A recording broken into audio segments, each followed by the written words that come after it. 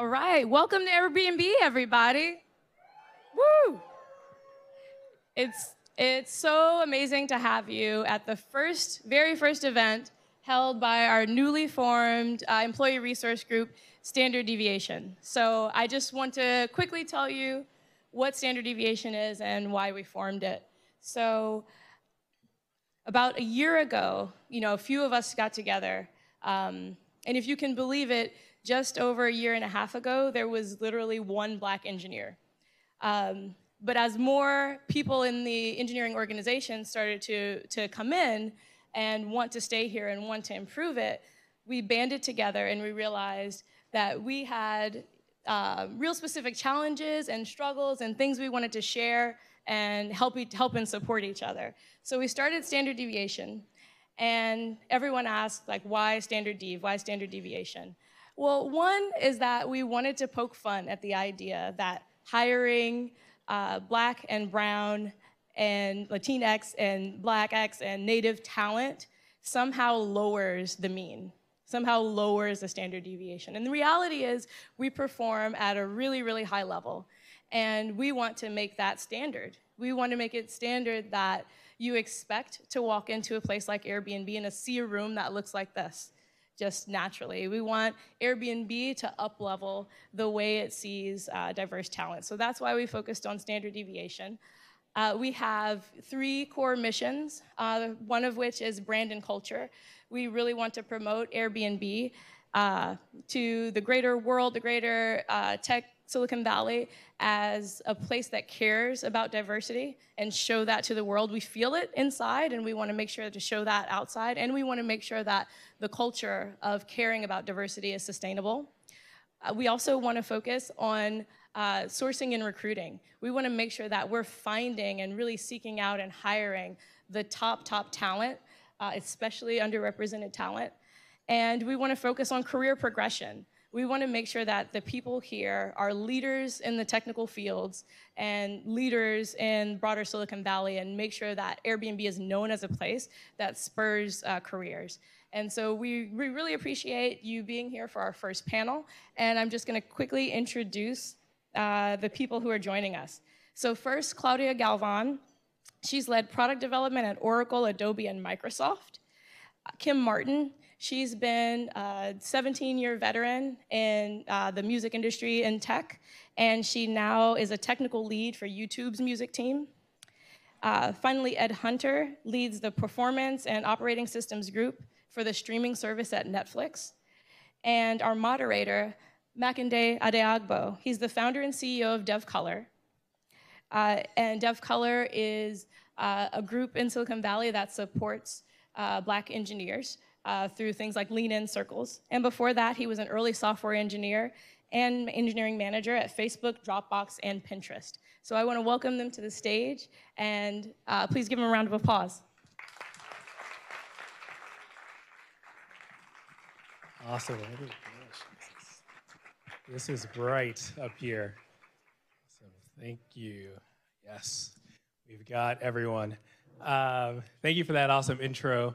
Like she said, my name is Makinde Adeagbo. I am super pumped to be up here. I think we're going to have an awesome discussion tonight. We've got some great panelists. One thing I'll note up front, I'm the most junior person on the stage, which is really awesome. We've got some really awesome experienced panelists up here, so we're going to have a great time. We're going to start with quick reintroductions of each of our panelists, and then we'll dive in. I think we're going to talk for about 30 minutes and then open up the floor for questions from you all. So as we're going along, if something comes to mind, flag it, and we'll have a time for you to ask a question. Cool. So we can start at the end and work our way back with quick intros. Hi.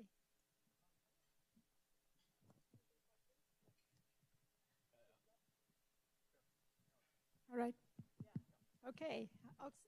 And I'm super excited to be here. I'm Claudia Galvan. If you guys, and I'm pretty sure that you guys know all about launching products internationally, not everybody around the world uses English, then my job has been for many, many years to enable the software such that runs into all the different languages and countries and markets. Then most recently, after leaving some of the big companies, I started to work at startups. And then I later moved into working with and consulting with startups who are launching their products globally. I'm a part-time doctoral student.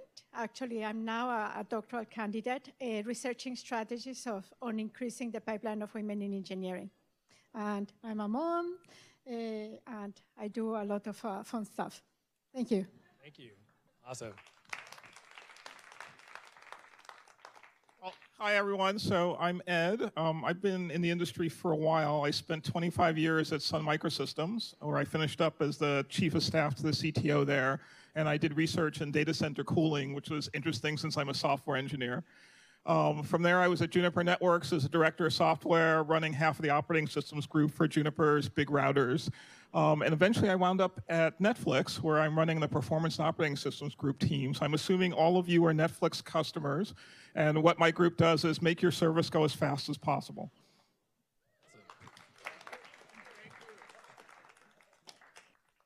Hi, everybody. Sorry, I have like a cold or something.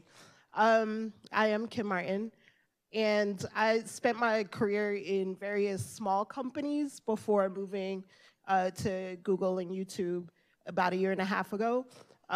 My very first job out of college was working on music for HBO, actually. And you know, it's fun to come full circle and work on music again for the last 3 years. But throughout my career, I've had different roles at startups as you know, director of engineering, VP of data science, head of research for a robotics company, and ultimately, you know, I don't have any side hobbies. I don't have any children, but now is kind of the time. So, you know, I'm just kidding. I'm just kidding. But now is kind of the time. So I'm looking like for either. No, both. And so it's an interesting challenge in caring about diversity and being an advocate for diversity in engineering and still being like a extremely senior engineer and a technical lead and, you know, trying to pursue other interests outside of that. Awesome. Welcome. Welcome. Cool. So we're going to dive in here. I have a really strong belief that, that panels are awesome when people really open up. So we're going to try to dive right in here. People oftentimes spend a lot of time talking about their successes, the big achievements they've had in their careers. And one effect that that has on me is when I'm down, when I'm struggling with something, it seems like everyone else is just floating along just fine. So my first question to every panelist is, what is the thing you've struggled the most with in your career? Okay, I start. I'm an immigrant. I'm originally from Mexico, and as you guys may know, it's always a challenge to move to a new country. And actually, this is the second time I've moved to a new country. My first time I've moved to Canada, and then I moved to the US. And every time you move, you have to basically learn the new culture, learn all the unwritten rules. And working in companies, moving from company to company, is also moving like from country to country. You know, there is a lot of unwritten rules that you have to learn. Then basically, getting to the point where you basically can dive in, you know, learn about the company, learn about the product, learn about the different relationships. You know, that's always has been a process, you know, but I have been getting better as I move, you know, around. But, you know, that has always been a challenge. So for me, it's been about the balance between work and everything that's not work. There's always people who will be at the office later than you are or earlier than you are. And at some point you have to say, I need to go take time for myself to go do something that's for me. And I've found that as I've gone through the years trying to figure out where to set that dial so you continue to remain successful in the company that you're in, but still have a life outside of work has just always been a big challenge for me. And actually I have a 9-year-old son now, and so it's become even more of a challenge because it's like you want to spend time with your kids, you want to spend time doing other things, but there is, you know, other obligations. I have a very similar challenge. I mean, understanding when to put the work down and start to do other things that benefit your life in non-monetary ways is tricky. I find that I have to actually leave my home to stop doing work. So I'll go home after work, or I used to go home after work, just do more work. On the weekend, I'd wake up and do more work, and that was it. And I was just known as the person that gets stuff done, but I was working all the time. So I started to go home, meditate as a break between like work and life. And then I could easily just jump into life stuff, which is usually Netflix or something like that. But on the weekends now, you know, I have a car now. So I like take road trips or I fly somewhere else that's not my home because my home is too attractive for more work. But it's funny because we're not investment bankers, right? Like we don't make more money because we're doing more work, right? So we shouldn't really be tethered to it the way that like iBankers are. But yet we work iBanker hours. Anyway, that's my biggest challenge. Ongoing challenge there. Awesome. Thanks for being open and sharing that, everyone. So the first question, sort of directly on the topic, is as people underrepresented in tech and in software engineering, there's oftentimes this additional pressure to help back with diversity efforts at work, to help with pipeline organizations, and to generally give back.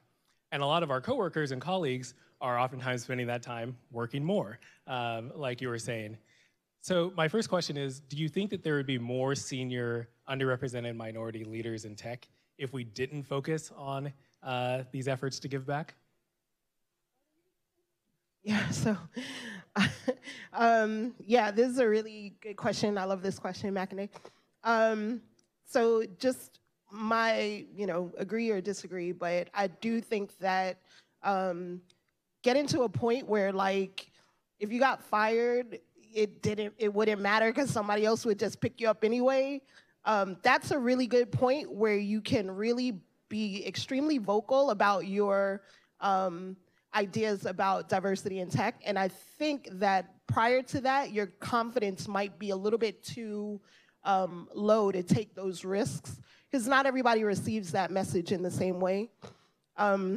So, like, I feel like, go ahead. If you don't want to hear what I have to say, then, even though what I think I'm saying is true, then some other company is going to benefit from having me. And so I'm going to do the things that I think are important and represent or try to improve diversity where I am, try to improve community where I am. Now, when it comes to people being in senior leadership, that's like such a big bag of like things that could be to fault there or to blame there. But I do think that like there is a level that you reach in your own confidence, in your skill set, in your marketability, and all of the things like your network, where you can start giving back a little bit earlier than like being the CEO of Google or something and then deciding like, all right, now I'm gonna give back. I don't want to talk forever and take everyone's time on this question, but recently I was talking to our diversity and inclusion lead, and I talked to someone else who was in that same teamish, and I said to them, at the end of the day, the VPs talk a lot of game about improving diversity at Google, but none of their jobs are on the line if they don't. Like, they're not getting fired if their numbers don't really move. They're just going to be asked, why aren't your numbers moving? But it's not directly tied to like their role. And I think if it were, they might do different things and do things better. But sorry.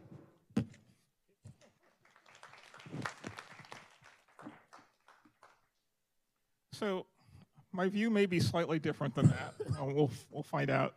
Rather than thinking about this in terms of levels, I more think about it in terms of influence. So I look back at the time I spent at Sun, where I could basically go into the CTO's office and say, well, here's what I think about something. So it wasn't a question of what position I had, but it was a question of who would listen to me when I had something to say. And I feel like in my career, that's what I really focused on, is making sure I'm in a position of influence and that people will trust what I have to say and the opinions that I have about things. Once you're there, you can now start to affect change.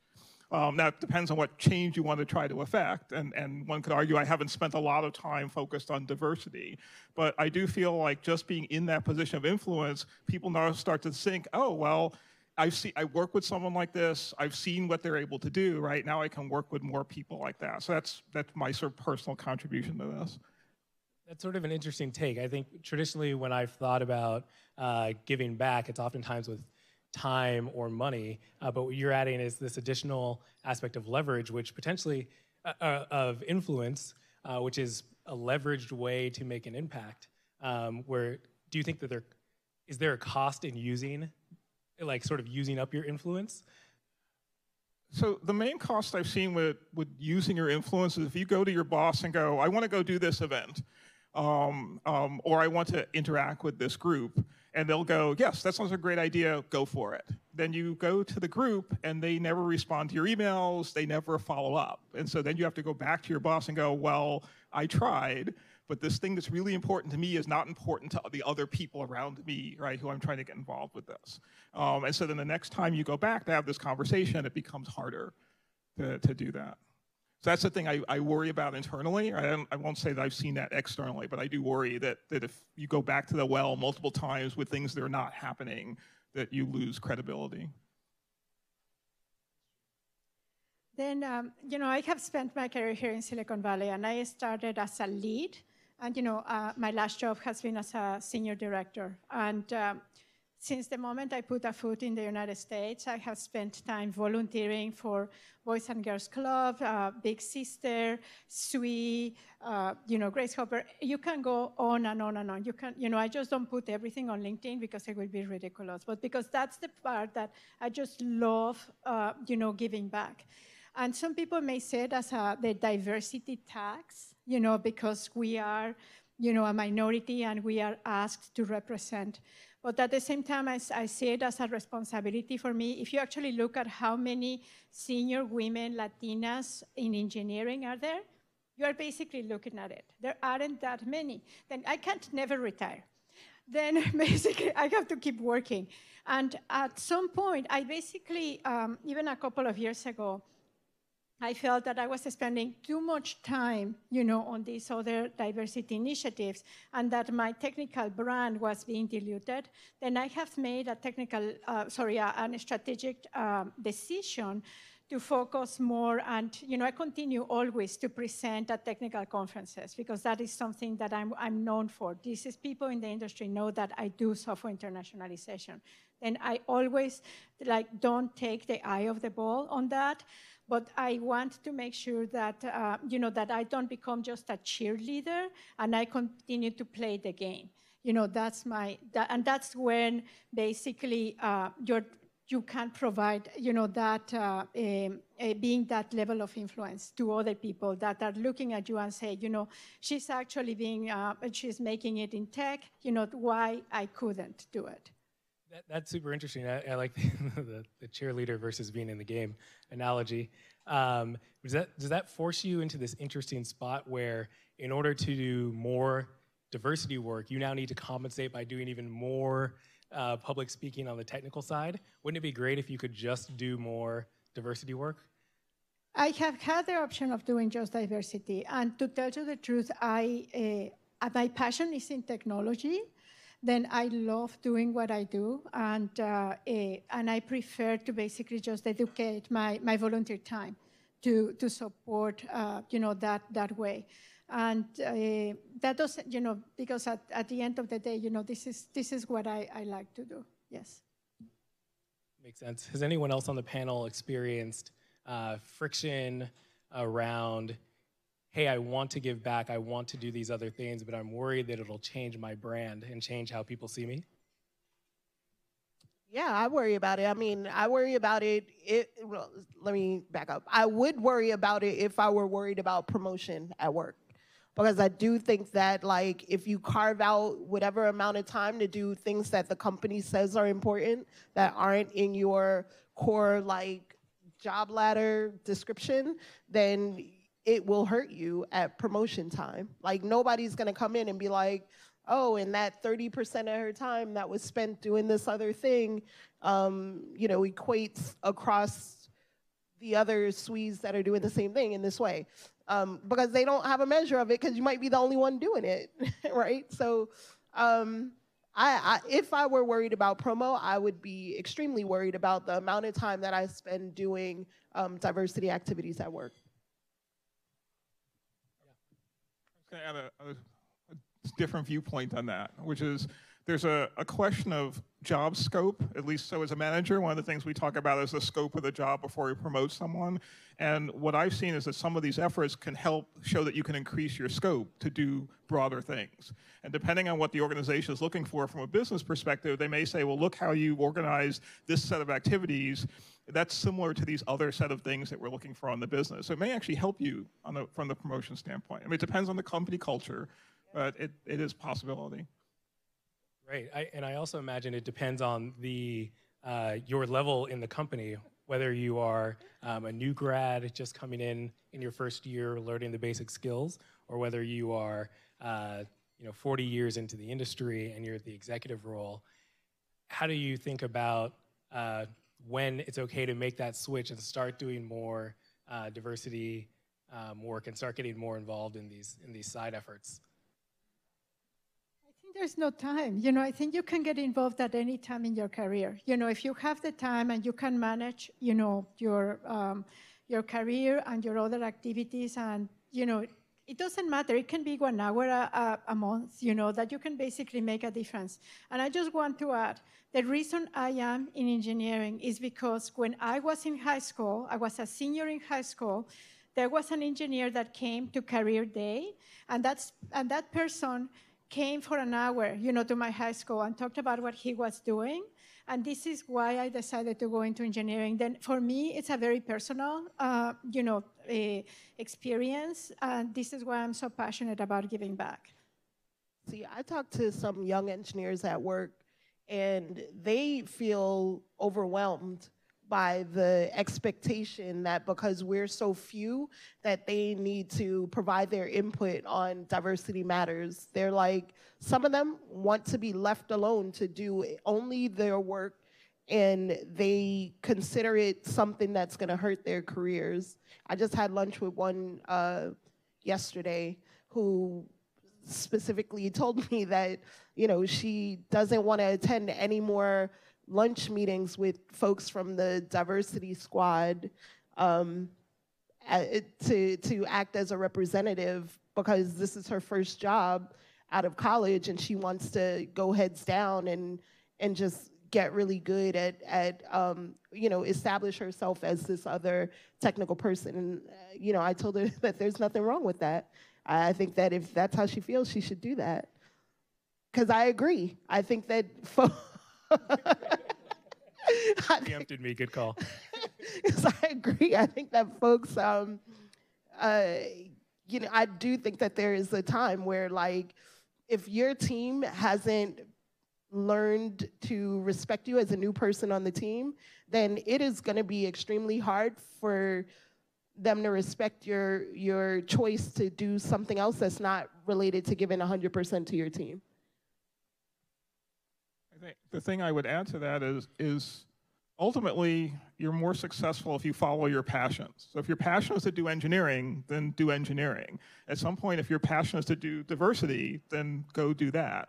But trying to be passionate about something that you're really not that excited about is just stressful, which is, I think, what this person may be. No, not at all. She is extremely, like, when I talk to her one-on-one, because we're talking about real solutions and not just like lip service, we have really insightful conversations about what could change at Google to make a better environment for us. I think that you can be passionate. I'm extremely passionate about tech. I work on side projects. I work on, like, things outside of my work product. And I'm also extremely passionate about diversity in tech, because I refuse to let Black people be left out of this revolution. I refuse. We've been left out of every other one. This one is not going to happen. And if I can do anything about it, then I'm going to do everything I can about it. But that doesn't mean that I'm more passionate about that and willing to sacrifice any of my passion for tech just to do those things. I can be both of these things. No, I think those are really good points on both sides there, and there are lots of different ways to look at this. Did you have something to add, Claudia? I'm just thinking that, it's not mutually exclusive, and it's like when people talk about starting a family, right? It's never a good time. And it's basically, really, it's never a good time. Then you just have always a good time. It's always okay. That's the opposite view. Well, then the reality is that, you basically manage your career and you adjust, like as your kids are getting older, you get more or less time, and, your personal situation changes, and the same way is how you're going to spend your time on volunteering activities. And that's that. And I think that the diluting the brand, I wanted to mention my personal experience. I was at a very large company, and because I was the most senior woman in engineering, I was given opportunities that nobody else had. I was interviewed at CNN, at NPR. I was, sent to conferences all over the place. Then, I feel that was basically a privilege, and I was very grateful to have those opportunities that I may not have had. Awesome. I think one thing sort of related to this line that we're on is that there are a lot of different ways to give back and make an impact. Some of those are at work, which we talked about, a few of them, but some are just in your own personal time, volunteering at different organizations or being on boards of organizations. How do you each personally think about what types of things you want to get involved in, whether it's work or non-work, whether it is with kids or other senior people who are maybe one stage behind you? How do you think about what are the best opportunities for you to use your time and efforts on? So yeah, when it comes to work, I mentioned this. I only volunteer for things that benefit me at work, like travel and things like that, conferences. Like in September, I'll be at the Congressional Black Caucus Summit representing Google in the STEM panel. But at work, like if they're gonna send me somewhere and I get to get miles from it or something like that, then awesome. Or I get to like stop and see my family, then great. Outside of that, though, I spend, a large amount of time mentoring in other professional organizations that have a similar focus. I started Facebook groups and things like that promote, the ability for other people to talk to Black kids about tech. So trying to give material that families can take and understand things about tech that they may not have in their communities. So, I grew up in New York City, not trying to occupy all the time here, but I grew up in New York City, and New York is like fashion and finance, right? So I went to one of the top high schools in the country, went to a great college. I still didn't know what a computer scientist did until about my senior year of college. And, my freshman year of college, my intro to programming teacher said to me that I needed to switch my major because I was made for this. And I was like, I have no idea what the career paths are for this. I didn't know anyone in tech. I mean, whatever, this was the 90s, so, there weren't that many people to know. But that kind of thing, I felt put me behind where I could have been, because in high school we did have programming courses. I just didn't take them because I didn't know the value, right? In my senior year, I had 5 math classes. I thought I was going to be a math professor, and I went to school for math. And it just ended up that I've never had a job outside of software engineering. So. Right. I mean, and one interesting thing you talk about there, and I think Claudia also mentioned it earlier, is that while growing up, before we got into this industry, there were people in the industry who looked like us, who pulled us in and showed, and were able to show us the way and show us that it was possible, which is certainly true for me as well. I'm curious for you, Ed, if that's also the case. No. I actually started out to be a physicist, and I did computers as a backup for physics. And actually, so we both went to MIT, and so you'll understand sort of what I probably went through there. But when I got into the industry, actually there was an IBM 360 down the street from me, and I went there and volunteered for a summer job, and that was kind of how I started in it. So to me, it wasn't that I saw other black people. It was just I had this interest in science from when I was in 4th grade, and I just pursued it, thinking that that's what I wanted to do. Fair enough. No, it makes a lot of sense. And we've all had fairly different paths through tech here. I'm curious, how's your path through tech been as a minority?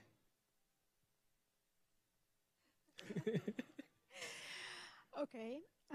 This may sound a little controversial, especially since all the narrative that you hear about women in Silicon Valley, my experience has been positive. And I don't think that we hear a lot about the positive experiences of women in general. And I'm concerned. And if you talk about minorities, right, I check every single thing on the book. But anyway, I had a very, I'm not saying it was easy, but it's not, tech is not easy. Engineering is not easy. We all have these 14-hour day jobs, and lots of stress and, incredibly complex projects, but I don't really remember an instance when I was specifically discriminated. From the time I basically got my first job, I always negotiated from day one, and I don't know if that was my cultural background. Then, I have always asked for what I wanted or needed, and maybe I didn't get it at the time, but if I didn't get it, then I made changes. Then I basically had been able to navigate, and this wasn't me by myself. I realized early on that basically career development is a team sport.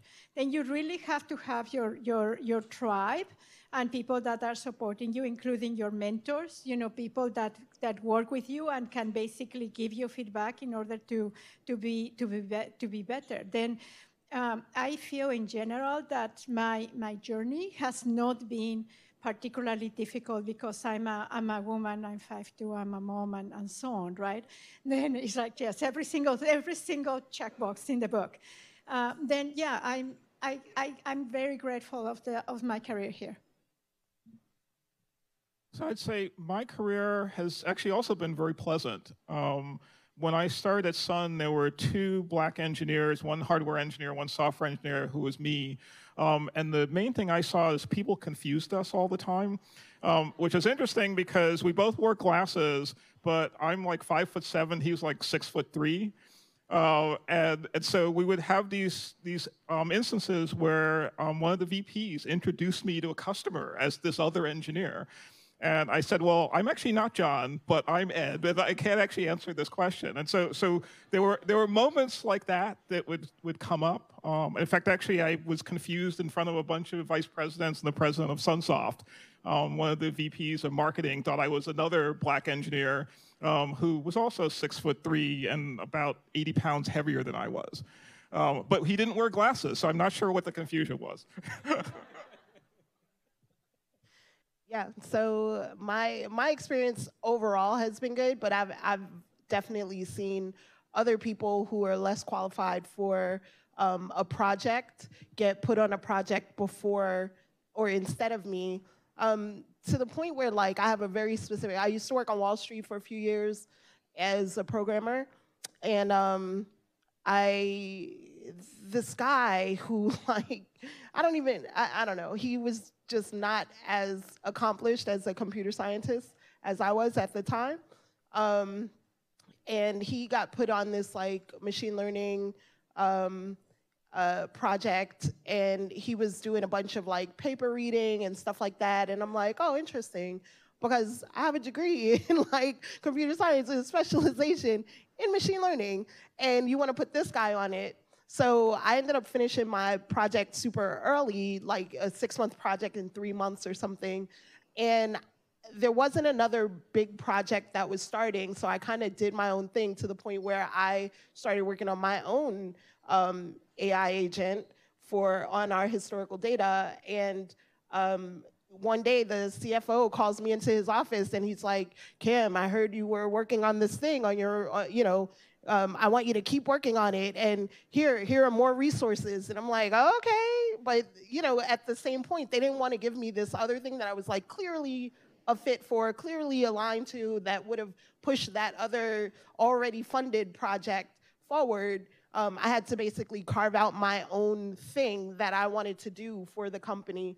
And it upset me enough to like eventually lead to me leaving the company. But yeah, I mean, I've had like another experience like that too, where, I'm the one with like the ML background, yet these other folks are getting this opportunity, and I'm not sure why, other than like you believe that, I'm not capable of doing this thing for whatever reason that, does not tie to the bonus that you just gave me. So I don't know.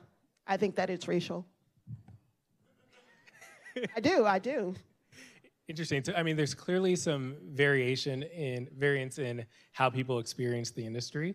Like, what do you think accounts for that? Because, one explanation that I could imagine I would characterize my experience in tech as also largely positive, maybe punctuated by various absurd incidents. But I also think that part of that reason might be that I went to MIT, right? So while I'm an underrepresented minority in one case, I'm also part of an extremely privileged group in Silicon Valley.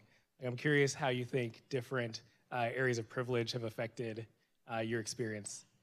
Sorry, I totally agree with that, with what you're saying about having gone to MIT being like this additional help in making your experience positive, because I do, I went to CMU, the MIT of Pennsylvania. What? and when people see that on your resume, you like automatically get an interview and things like that. And so you don't suffer as much as like folks that didn't go to MIT or Stanford or CMU or whatever in terms of even like stepping foot in the door. But I've heard enough about people who have stepped foot in the door, and I interview enough people to see the people that are coming from some of these other schools, like some of these MIT schools or whatever, being of not as high caliber as some of those other people that are not even getting looked at. So I think that there's like school bias that exists, and it's a little bit different from like the racial bias that also exists. So I can't remember your question, so like I'm kind of I'm sick, man.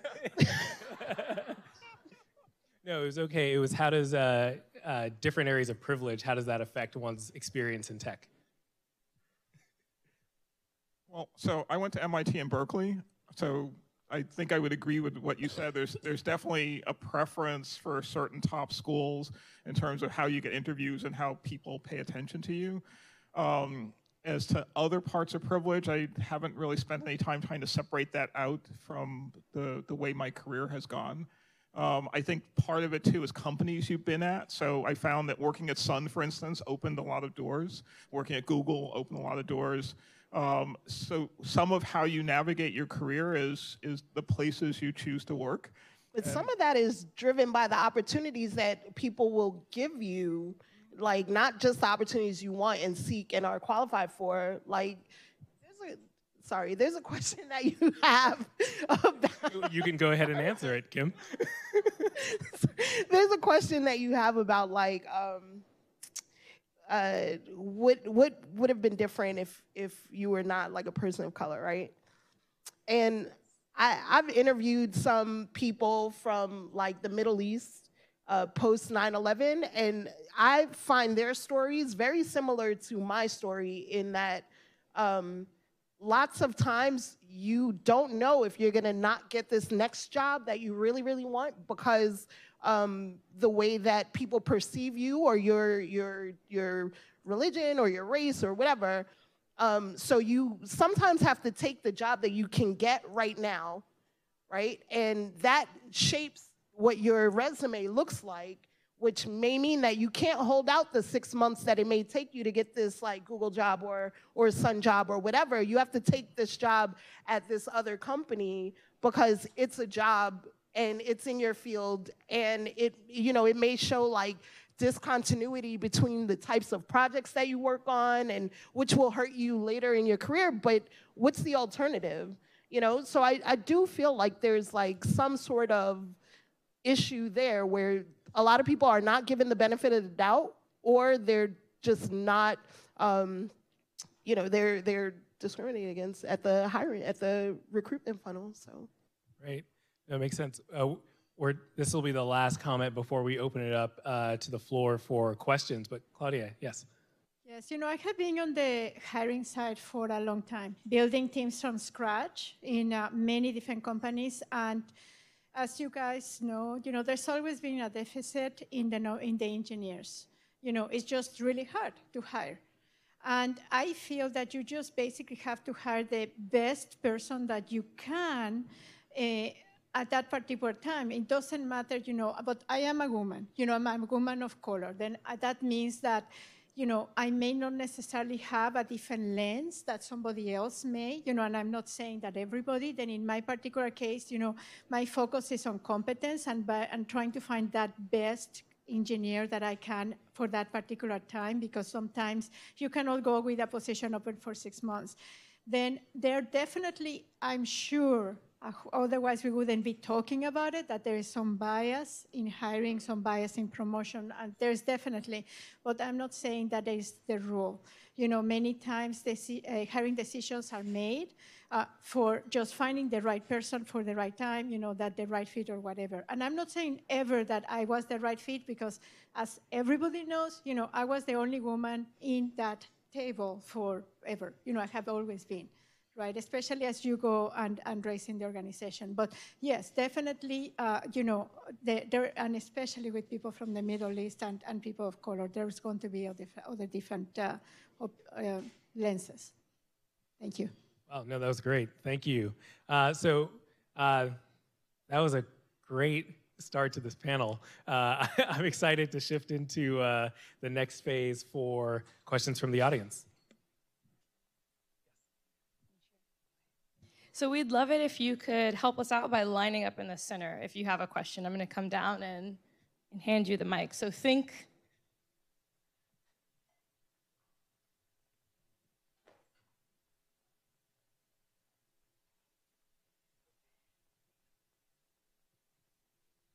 Hi. My question is, what would you say to someone who's currently in one of those jobs that they had to take? Because what would you say to someone who is currently in a job that they had to take? It not necessarily was the best job for them, but because of the opportunities that they were given, what would you say to them, and how would you advise them to navigate their career? So personally, I said this to Raquel, right, earlier, that use your company for everything you can get from them toward your goal. Right? So every project that you have the opportunity to milk from them that is toward that other goal, whatever that is, do exactly that. And the moment you stop with the ability to milk that company, leave them. That's it. It's true, like 2 to 3 years is kind of the average when you're like under 35 or something like that, where you switch jobs every 2 to 3 years for like more money or more whatever, or a new city or a boyfriend or a girlfriend or whatever. So milk them until you can get everything out of them, and then leave them. They don't care about you. Leave them.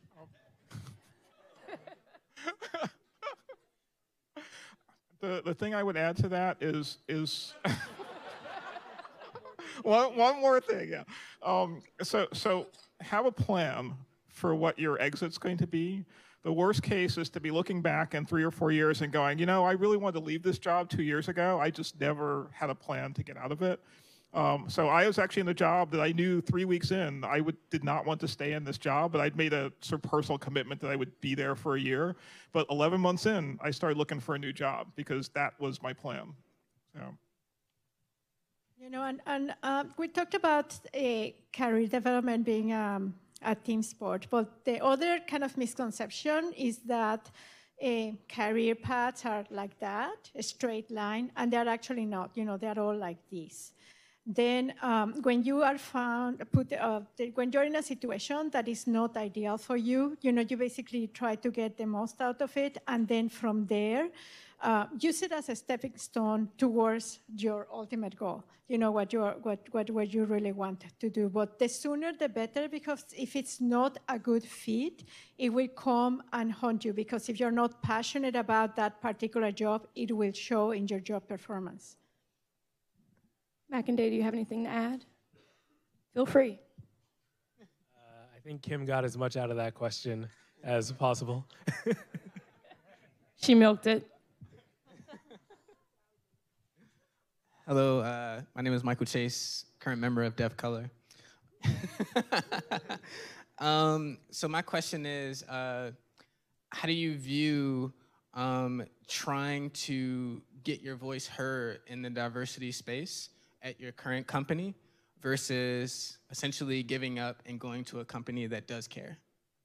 And as part of that, also taking into account and understanding that, you know, us in general, not necessarily specific to me, if we do make that decision to leave that company and not push forward diversity initiatives, then that company perhaps will never receive a diversity initiative and be a better place. All right, I'll go first. You walked away.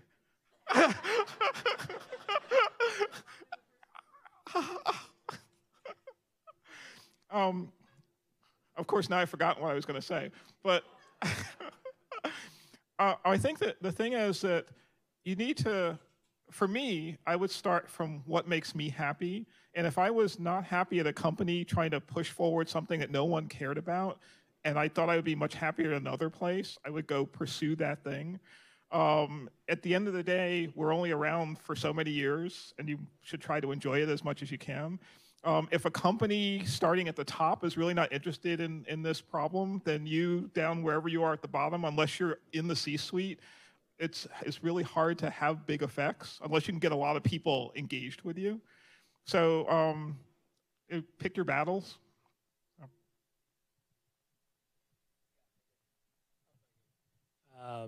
I think I spend a lot of time answering or talking to people about things like this, about how to advocate for diversity initiatives in their job and to other teams. The most important thing that I've found helpful is to figure out how to frame things as part of someone's solution. So everybody at work is trying to accomplish their goals. They're trying to meet their own metrics. They're trying to get their raise. And when I've offered things to people that are important to me, and it's not actually one of their metrics, they might give it lip surface, or if I'm lucky, they might just tell me, like, no, I don't care about this. But if I take the time and figure out how to frame this as something that will help them succeed, then it's much easier to get buy-in, and they're much more willing to help me because it's a way to help themselves achieve more. So I think it comes up a lot in diversity hiring. So it's one thing to sort of tell your recruiting department or hiring manager, hey, you need to hire for more diversity. And it's easy for them to see that as, oh, this is another thing I need to worry about. This is another tax on the system. But instead, if it's framed as, hey, I want you to start going to diversity events because I think that will help you grow your team faster. Wow, that's great. Thanks for the help. Like, where's the list of events? So I think there's a lot you can do by making sure you're aligning things with what people actually care about. Hey, good evening. Thank you for being here. My name is Nadine, and I was curious about all of your approaches to approaching positive stereotypes about being a person of color. So for example, being exotic or being really cool because of your background and people making these associations and how you respond to that? Do you lean in and accept the rewards from that, or do you take a different stance? I use all positive stereotypes to my advantage. No, I'm only kidding. It's so funny because, like, I also play Dungeons and Dragons at work, so, like, I'm not cool, but for some reason people think that I am. Maybe D&D is cool, I don't know. But, yeah, I think that I use it as a way to form relationships with people, and that I can later go to them and ask them for something when I need them. So, like, if I read my peer reviews from work, it's like, oh, I love working with Kim. She's fun and funny and da-da-da-da-da. And I'm like, yeah, and I also asked you to do this thing for me, and you did it because you like me and you want to be around me, right? So it's like I use that to my advantage, honestly. I absolutely do. But the stereotype about being cool, I don't know. I don't get that one. Exotic, definitely don't get that one. Yeah, yeah.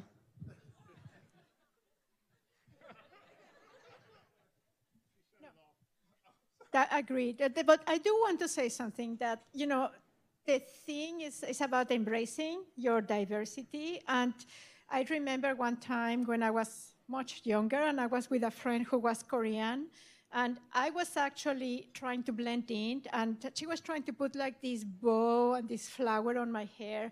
And I said, well, it just looked too Spanish. I said, Claudia, you are Spanish. You can't hide that. Then basically, you know, it's just about leaning in. You know, I wear good red dresses and pink stuff because I can. I am Latina. Then basically, you just basically have to embrace that part of you that, you know, it's, everybody knows, you can't hide it.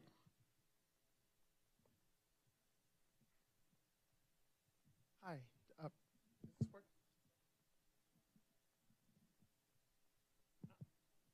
Hi. Hello, everyone. So I actually have a question because well, I'm American, but I'm now working since about roughly a year in my first job in the US. I've worked in Germany and Switzerland only, so their diversity is completely different. It's much more focused on chauvinism, and as an American of color, I never really felt, you know, went to Princeton and then studied, you know, research in Oxford and did my degrees in Germany, so I never really felt, let's say, this discrimination. So I'm actually now afraid to work with Americans because here I actually work for, you know, within Germans. I work for the German government on tech investment. So I've never actually worked with Americans in America or in Germany. I've only really worked among Germans. So maybe you can shed some light on how, I guess, the difference in working, what about working in America as a person of color really is different? Because you all have international experience, I assume, and have worked with people from abroad or have at some point done a project abroad.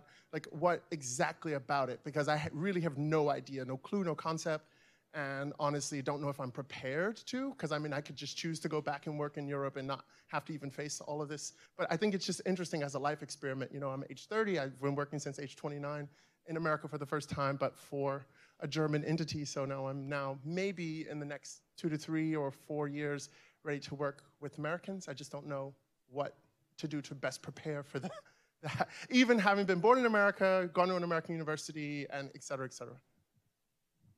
I would like to start very quickly. I'm going to give you information that you may not realize, but Silicon Valley is like, there is a huge percentage of immigrants, and you're not alone. It's just that when you're working with Americans, there is almost that's the other thing, my accent really throws people here. No, okay, sorry, before you begin, that's the other thing I want to mention because that involves it as well. I speak German every day for work, so my accent is really just screwed up, and that's also another aspect of how do you because I come across as an immigrant right away, and that's also very frustrating for me when I'm not an immigrant. I have a passport, I have American papers, I have my papers. Okay, that's why I want to say. Well, I talked at the beginning about the unwritten rules. And I think just getting together with people and learning about those unwritten rules and things you just learn. Let me give you an example. Latinos were warm. We hug everybody. We kiss everybody. I had to learn to basically not do that. I still do that. I do that at work all the time. I try to keep my distance. Sometimes some of my engineers were like Japanese, and I'm like leaning forward, and they're like stepping back because I'm like just too close to them, too close to their comfort. Then basically, some you learn by experience, others talking to people. Just be yourself and learn the rules. Learn the rules. Well, you have to learn first the employee manual so that you know what are going to be the rules at work. But definitely talk to people. I would recommend, just start to meet other people, network. You're not alone. This is the thing. You go and get with your community, with your German community, and I know tons of Germans here. Then if you want introductions, I'd be happy to introduce you. And then they can tell you their experience, and then kind of build the bridges and connect the dots for you. I think, like, every day I feel like I am who I am, right? Like, I am a New Yorker to the core. You could put me in California or Calcutta, but I'm going to be a New Yorker to the core. And I recognize that how I feel about myself and who I think I am may not be the same as how other people perceive me, other people receive me. So I think just being aware that, like, whoever you are and being your authentic self at work may be different than, like, how people perceive you or receive you here versus, like, your authentic self when you were in Germany. So I honestly, I don't anticipate any level of, like, uncomfortability, but if you do, like, experience that, then maybe it's worth looking at the difference between the perception and the reality, right? So just knowing, like, what your brand is and what you think your brand is.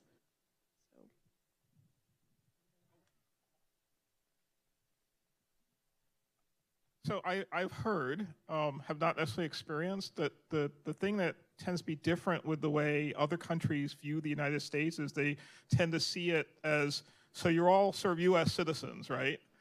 Whereas in the US, we go, well, you're a Latino, you're black, you're Asian, you're this, right? And so to them, it's like these distinctions are very sort of strange. And I can imagine that you will find that to be the thing that is hard to get used to. I haven't personally experienced this, but I've heard it from other people. Right. Yeah.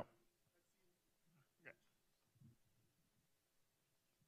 Hi, my name's Julia. I'm considering starting an employee resource group for underrepresented minority group at my company. And I just really wanted to hear your experiences with these employee resource groups. What do you think we should be doing, or what's been done that's so great that I could further help implement while I'm researching these tactics? So recently... Well, I have a very unique perspective on this. So my personal thought is that the important thing for employee resource groups is to have a very clear purpose. I've seen a lot of employee resource groups where the implicit purpose is, hey, we all are the same race or gender or whatever it is, let's hang out, which... She said, I'm not doing a click, that's high school. And I think I've seen those falter because it's unclear why somebody would be there. It's very easy for new folks who just join the company to come in there, but once they have their sort of set or their click, they move on. I have a strong belief that employee resource groups and groups of underrepresented minorities should have a very strong purpose, and that should be around developing one another's careers. That's actually why DevColor exists. A lot of the companies in Silicon Valley don't have that many black software engineers. Surprise. So it's hard for any individual company to do this, to build an effective group on their own. So we started DevColor to bring together black software engineers across companies for the purpose of helping one another grow in our careers. So I think at an individual company, when starting an ERG, that's where I would put a lot of my focus, is on identifying what is the specific purpose that people are here, why are they showing up, what are they going to get out of it. So recently I was talking to like our head of diversity and inclusion, and I told him that the Black at YouTube ERG doesn't really work for me because it's a lot of social engagements. And I'm just not interested in like socializing with a bunch of people I don't know that aren't like on my team. I'm just, that's not what I care about the most. And he was like, well, what can we do? And I'm like, this is your job, man. But anyway, I told him, I was like, some of the grow opportunities that we have at Google, so like any kind of like seminars that your company may have, maybe offer the same exact thing. Like one of the ones that we have is like building your personal brand. And maybe have the same exact thing, but open it to the ERG as like a separate activity, because it gives people the opportunity to collaborate around a shared issue with the brand problem, right? So if that problem is a problem for everyone, then it's probably even more so a problem for this ERG. So, I basically told him, like, figure out what from Grow you need to repurpose to fit this ERG, because people are gonna benefit from that and they're gonna be engaged, and then that's gonna build community, and that's gonna build like this sort of outward perception where people are like, oh, they have a strong following for this, group of people. But yeah, the social stuff, don't do it. It's, yeah, I mean, every now and then, sure, but.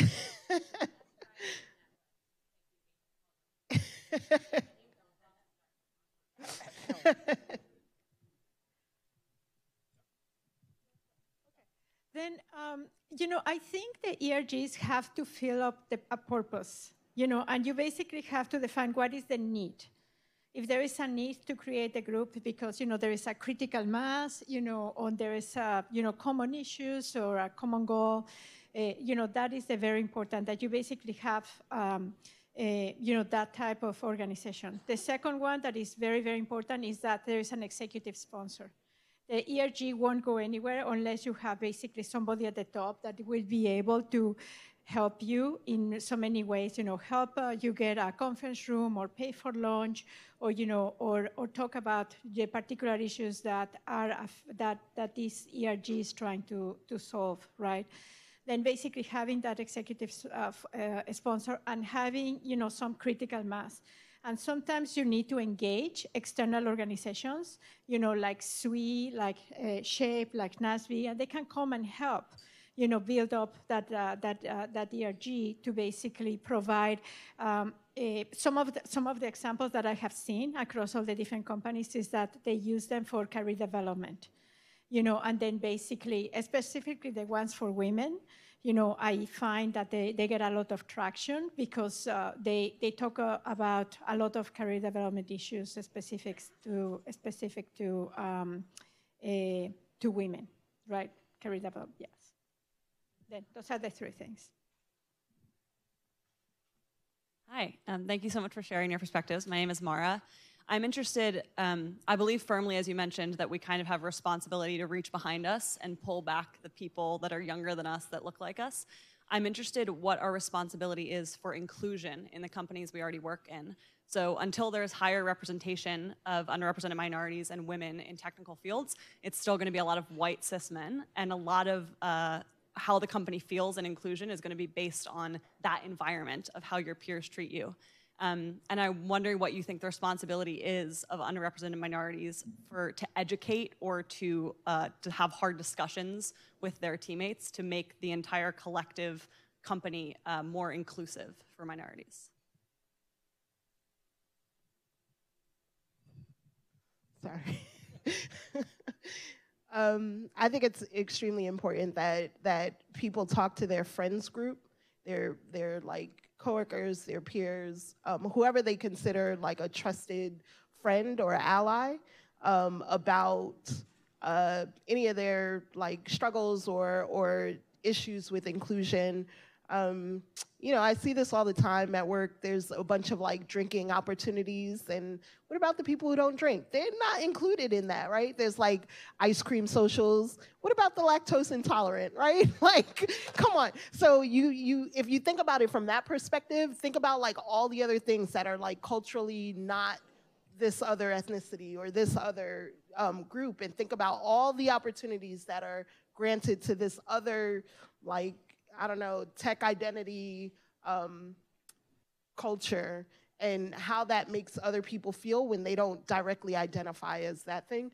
So, you know, I have a big mouth, and I've been working with the people that I've worked with for many, many years, and they know me, and they know that I do good work, and they trust me, that I'm not like trying to make them feel bad when I point out something that I think is unfair or not inclusive. Like right now I'm at war with Google over the on-site haircuts, because I went there and they were like, oh, we don't know how to do your hair. And I'm like, come on now. There are enough black people here that they should have hired a vendor that actually had someone on staff that could like wash and cut natural hair. So now I have to spend the extra hours that my coworkers get to like multitask on site as part of their workday.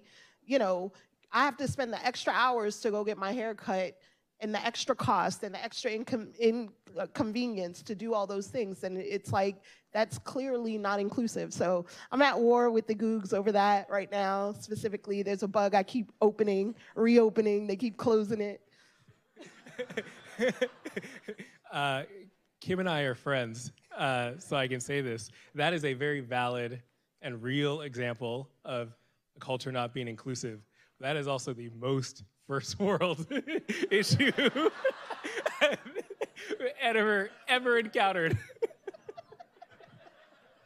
Sorry, I had to say it. First world, it's not even first world problems, it's like Silicon Valley problems, right? Like, oh my God, my discounted haircut that comes to me isn't good enough. So they're also terrible. I will add just a real comment quickly. Yeah, like being totally honest, I start with myself and realizing like the ways that I have privilege over other groups and making sure that I'm not being the asshole who's making it not an inclusive workplace for other people. And then I think my next step is like when I'm in a meeting and I see something happening that's not right, like calling it out or stopping things, and just like influencing like the stuff I can directly see. Because I think I could also do a lot of bigger things, but like what is the point of participating in a company-wide effort to move the needle if like I'm the jackass when I leave that meeting? You know, I think inclusion is everybody's responsibility, right? And right now we're in a panel where basically, you know, we're speaking to the choir, right, in a way. You know, we drove all the way from South San Jose to here to be and talk about this because it's important. But it's not only about, you know, race and gender. You know, I can tell you as a working mom, sometimes there's a lot of activities that you don't feel they're inclusive, right? Because they are targeting a different demographic. Then whenever we're talking about inclusiveness, we have to think about, you know, beyond everything, beyond, you know, marital status and gender and everything else.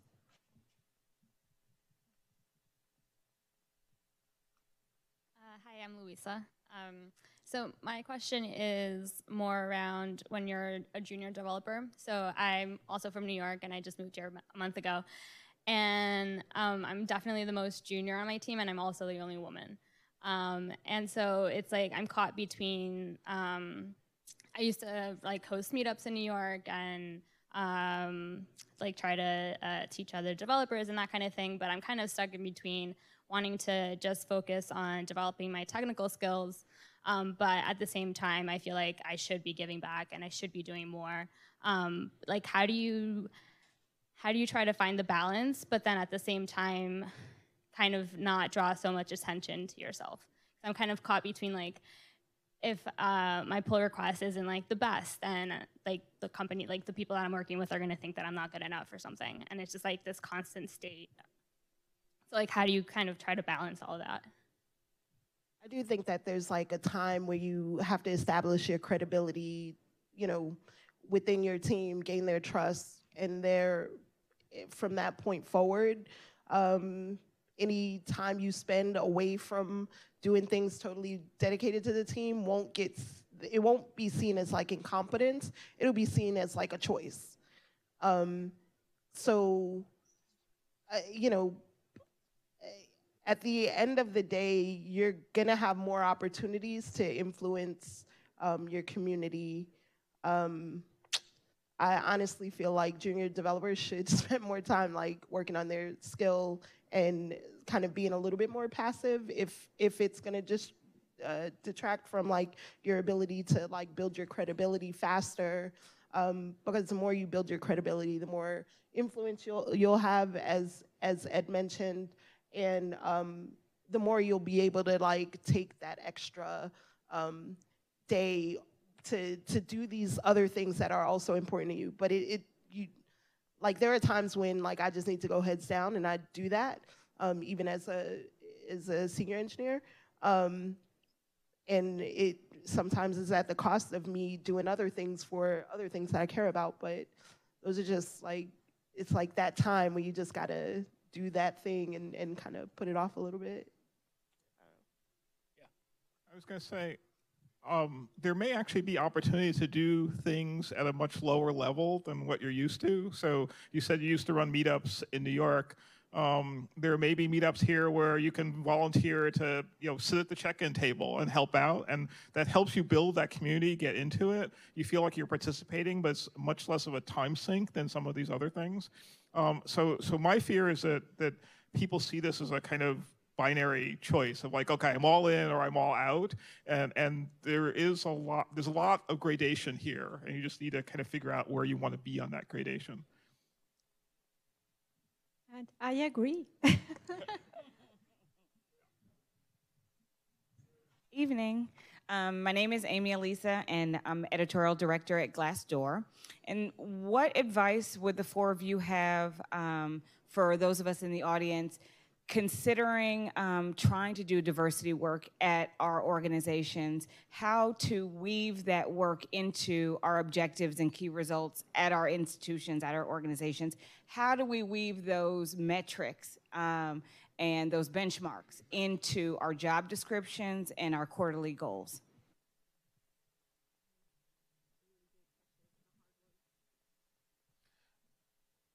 So at Netflix, we're actually kind of in the process of doing this.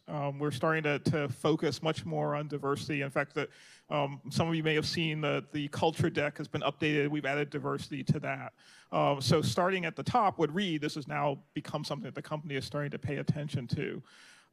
My view of this over the years has been, companies are about running a business. You need to connect the thing you're doing to what that business is. In the case of diversity, there are studies that show more diverse companies do much better. You can start using those as a kind of basis to start to have this discussion. But really, Netflix is a data-driven company, so get the data and be able to go to your bosses and go, okay, so there are 1% of the organization is African Americans. They're in this area, 5% of the population is African American engineers. It seems like we should at least be able to reach that. And the thing that's nice about that is you now have a goal, and it's something that you can talk about measuring. It's something you can go in every quarter and go, so here's the chart, here's where we are. But at the end of the day, I think it's about having data and being able to refer to that data and say, here's what our progress is, as opposed to just, let's do diversity, because that sounds like a really cool idea. That's really hard to measure.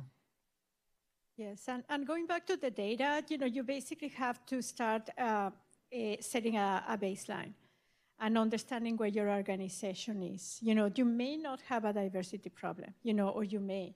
You don't know that until you know exactly what your baseline is. And then also the baseline will vary with different levels of the organization. Maybe at the bottom layer, you basically are okay, but as you go higher in the ranks, then you can see that the diversity diminishes, and maybe that's where you need to focus on. And in that respect, one of the big that one of the tipping points for my particular career was that one of the companies I was working for, they actually had an executive program for women who were on their path to director level. Then basically I was nominated to get into this executive program that was a year program that was very, very expensive to basically prepare me for the next step. Then the company identified that after a senior manager, there was like some type of a glass ceiling. Then they basically executed on a particular strategy to try to address that. Then, understanding where are the pain points in your organization and focusing on those, because it's going to be very hard to try to fix everything. You have to understand, where are the pain points, where is there going to be the value to the organization, and then focus your efforts on that. And again, get your executive sponsor. I wanted to add one more thing about data. I talked to a company. We were comparing numbers around African Americans, and I want to say Netflix is in the kind of 2 to 3% range or something. And these people said, well, we're at 9%. And I went, that's stunning. How could that possibly be? And then as I dug into it, I discovered that actually their engineering group was like at 1%, but they had another class of employees that they counted as part of this. So as you're putting your data together, you need to be careful that you really understand what rolls up into what numbers, because at the executive level, they'll look at the top number and go, 9%, we're done. Thank you. Hi, everybody. I'm Brian. I'm here supporting my wife, Teresa, and Mackenday, Kim, and all of the other DevColor members here. Shout out. I'm a member as well. And so my question for everybody is, if you could become the CEO of your current company or a previous one, Mackenday, your company doesn't count. You have to pick one before. What would you change to kind of help reduce the responsibilities and costs or increase diversity? And maybe those things are synonymous at the end of the day with being an underrepresented minority. Thanks. I would love for these guys to go first, because they're like big company people, right? So I see the world Google's like a big company. Yeah, but I haven't been there all my life. So I see the world a little bit differently, right? I see the world as like, one of the things that's missing from the feeling of diversity and inclusion and stuff like that in tech is the community around that, and like having tech hubs be in cultural hubs for people of color, and places where like, I mean, whatever, personal story, I've lost boyfriends who couldn't afford to move to San Francisco because their job just does not translate to like a high enough paying job to like live in SF, right? So things like that matter, because at some point I'm gonna choose the dude over the job, right? But I think that if I were the CEO of a company, like the company that I'm at right now, where I actually am talking to our CEO on Friday, and specifically gonna talk to her about moving one of our tech orgs or tech verticals or whatever to Atlanta, because Atlanta is a cultural hub for Black people. And if you really are serious about like boosting those numbers, once you move a tech org to a place where people actually want to live and want to be and can find community and can find their family and stuff like that, then you might get 10 times as many applicants to that location. So that would be my first thing. So if I were CEO of some random company that did streaming of movies, but not Netflix, right? I would really spend time trying to figure out how to change the conversation that we're having. What we wind up doing is talking about diversity like it's this thing off to the side. And I want to find a balance, which is, well, let's talk about people and the people we work with and how we get those people here. and how we're ensuring that the way we get those people here is we examine the breadth of engineers who are out there, and that we aren't restricting ourselves to how we go do that. Now, if you want to call that diversity, then we can go put that label on it, but let's go put in place the systems and procedures, whatever you want to call it, such that the best talent is coming to my company and I know how to find them. You know, diversity, and I totally agree, it cannot be something that is somebody else's problem. It has to be the DNA, right, of the company. Then if people don't understand what it is, then let's define it and what it means for our culture as a company, you know, and basically, because each company is different, you know, and the way that you want to run your company is different from other companies. And you basically have to define what your expectations are and then get everybody on the same page. And this includes, you know, from the hiring, establishing the hiring practices that are going to allow for a wide number of people from all different backgrounds coming. You know, we do know that Latinos necessarily and people of color don't necessarily are coming from the top schools.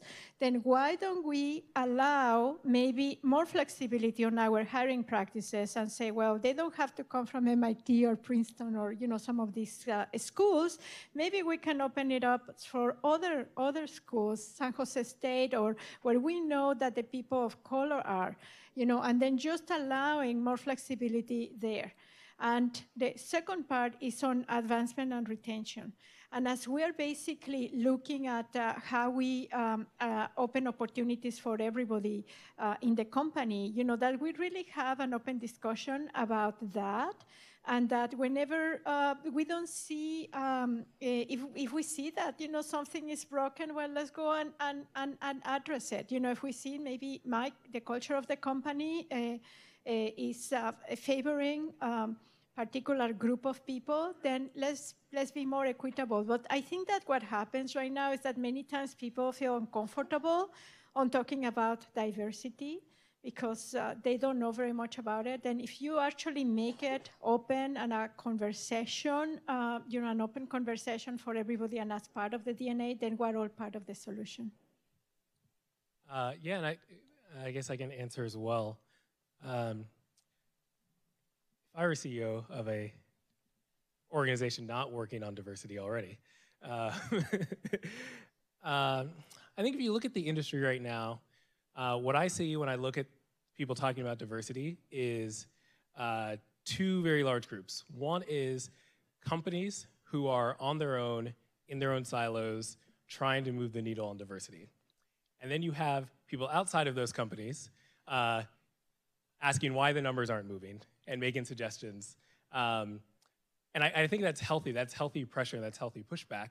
But a lot of the numbers aren't moving. And I'm not convinced that that's because all of these companies just don't care about this, right? I think there are smart people working on this, but it's very difficult for them to talk publicly about the challenges they're facing, what they tried and learned didn't work for them, and what they tried and learned that had some success, but didn't double their hiring numbers. So if I were to take over a company, what I would do would be to open source our recruiting process and to say, hey, we really want to work with the community, with the public, to solve this problem. And we care about it so much that we're going to document what we're trying and publish it publicly. And we're going to also document our results and say, here's why we think it worked or didn't work. If you have more ideas, please post them. We'll try them. Let's work on this together. And I think that way, both that company can move forward and learn really rapidly, but also the whole industry can move forward. Because right now, we're all trying the same things, and it's not working, right? So we actually need to start working together in an open way to actually move forward. So I guess that is a good point to wrap up. If you could help me thank our awesome panelists, Claudia, Ed, and Kim.